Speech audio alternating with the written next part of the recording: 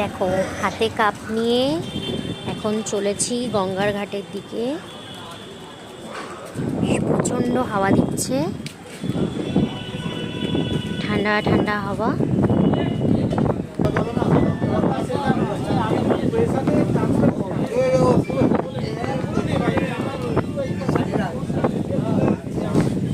ব্যাপক হাওয়া দিচ্ছে আর ফোঁটা ফোঁটা বৃষ্টিও পড়ছে। ও এখানে যা হাওয়া এখন, আশা করছি তোমরা হাওয়ার আওয়াজ শুনতে পাচ্ছ।